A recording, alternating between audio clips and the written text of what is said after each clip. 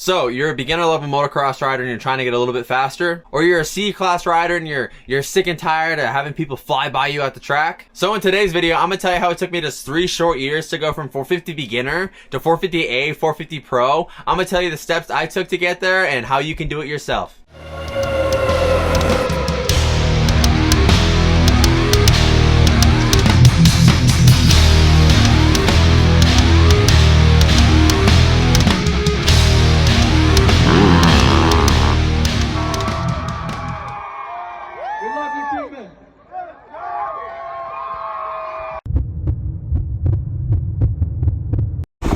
Biggest battle we have during the week is trying to get some laps in before the sun goes down. So I'm literally gonna ride right now till I can't see it all anymore. Let's go. So in this video, when I'm talking, I'm gonna be doing some riding out here on the side, showing what a practice is actually like for me.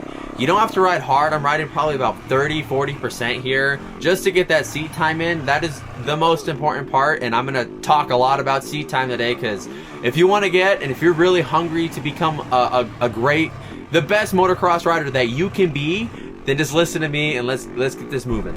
So my first thing of advice that is super important to me is seat time. That there is no escaping seat time. Anybody can tell you, oh, you can train off the bike. Yes, that is important. You want to do cardio off the bike and stuff to really help just with your cardiovascular when you're on the bike, but nothing helps more than actually just riding. Like, I'm not joking. You could be doing marathons and stuff like that, but if you don't ride at all, you get on the bike, after 10 minutes, you're getting 5 minutes even, you're gonna be completely gassed because it's a completely different type of cardiovascular activity. So when I was a beginner, I was super hungry. I kept constantly watching Ryan Villapoto videos, Ryan Dungey videos all the time, because that's what I wanted to do. I wanted to be a professional rider. I was 14 at the time, so a little bit late start, 100%, but I was 14 and I was just really hungry. And I mean, that's a huge factor because I'm fortunate to have a house track. At the time, it wasn't what it is now, which isn't that great. You can see in the video right here, it's pretty torn up and nothing super big. But at the time, I was on a 2000 KX500 and I was 14 years old.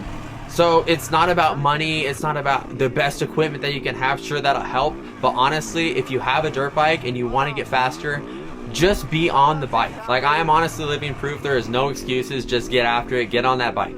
So for me, I was literally riding 5 or 6 days a week, and what I would do is I would just get out of school and then I would head out to my house and try to get at least 20 minutes in.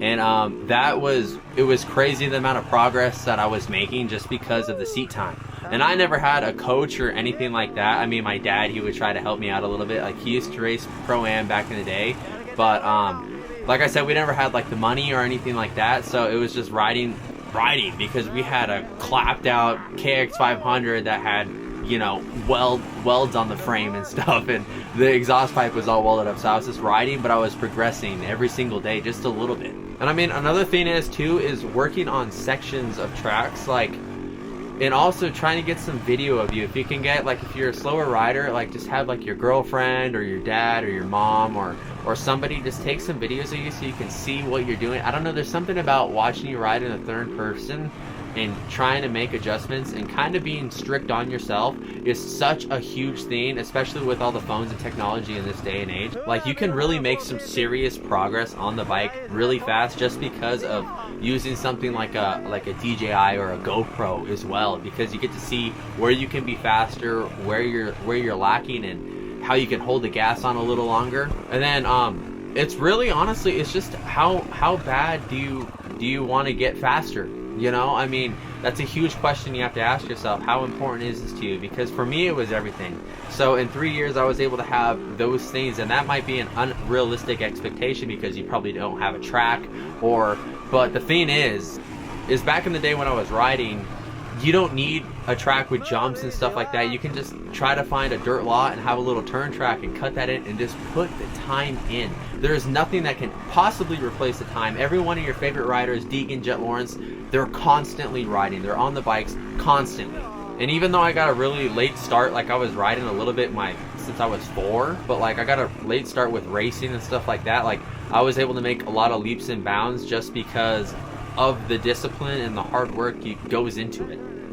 Like one of my last amateur pro races that I did, I was 19. I'll put it up right here. I was pretty hard on myself, but I was racing against Jet Lawrence and Joe Shimoda, and I was like, why am I not beating these guys? And then, you know, a year later, they're like the fastest riders on the planet. So, but another big thing here that you can take away from this is you don't have to go to a training facility or anything like that a lot of the amateurs these days are doing. Like, all they're going to be doing there is obviously learning better technique, but at the same time, they're going to be on the bike. They're going to make those riders ride so much, because that is really what you have to do at the end of the day. And it's very simple. It's not rocket science, but just get it on the bike and in training and trying to work on little basic stuff to get it a little better. And like I said, videos are your friend, and also YouTube is your friend, because you don't need a coach, you don't need any of that. You can just look and then learn technique, and then also take the video of you riding and then implement the technique that you learned on YouTube. You don't need a coach or a trainer or a facility to become a beginner, from a beginner to a professional level. Like, you can get there. I mean, I got there, like, I wasn't, you know, I was trying to get my pro license and stuff like that, but I'm a high level rider and still am. Like, I go to a track and I'm still one of the fastest riders there, if not the fastest, pretty much every time. And I have never been to a training facility. I've never been to MTF. I've never done any of that. I've just rode my dirt bike. And also a big thing is just trying to continue to have fun with it, because burnout will happen, especially if you're riding the same track for years and, you know, you're pushing yourself. It gets very boring, but try to make the best out of it. Try to find the fun in progress. And that is a huge thing, finding the fun in progress, because burnout is inevitable, especially when you're trying to become a professional level at anything. It's just, you got to put the time in. So when the time comes, you know, burnout happens, blah, blah, blah. But just trying to find the fun and getting a little bit better, micros. I'm not talking 10 seconds a lap. I mean, that'll happen. You can definitely change that progress in a year, no problem. For wherever you're starting, you can do that. I mean, look, you can see in this video here of me riding on wherever it's at. I don't know what corner I'm in, but you can see in that, like, I'm not riding fast, I'm not riding hard, I'm just making little mistakes, but I just keep going. You know, it's so simple that it's actually ridiculous that everyone puts all of this stuff into it, all this hype, and obviously, you know, it's for good purpose, because you don't want to be riding bad with bad form, because that causes crashes. Honestly, for you to have and develop good form on a motorcycle, it's by getting that seat time so you can be comfortable enough to have that proper correct form and also feeling of the bike. Like, get out there. If I can do it, you can do it. I mean, look at me, I'm 200 pounds and still being able to ride at a pro level. I mean, it's just like, you can do whatever you want. And if you want to become a faster motocross rider, then you know how to do it now. I mean, you probably already knew a little bit, but this is from a real person who has actually done it. So if you gained any knowledge in this video, drop a comment, like the video, subscribe to the channel, be a part of Team Davey. And if you liked any of this video, then hit this video right here, because this is about the Eli Tomac scoop tire. It's a review. I did it. Is it good? Is it bad? I don't know. I guess you're gonna have to click it to find out. Anyway, subscribe to Team Davey. Let's go. We'll see you in the next one. Oh!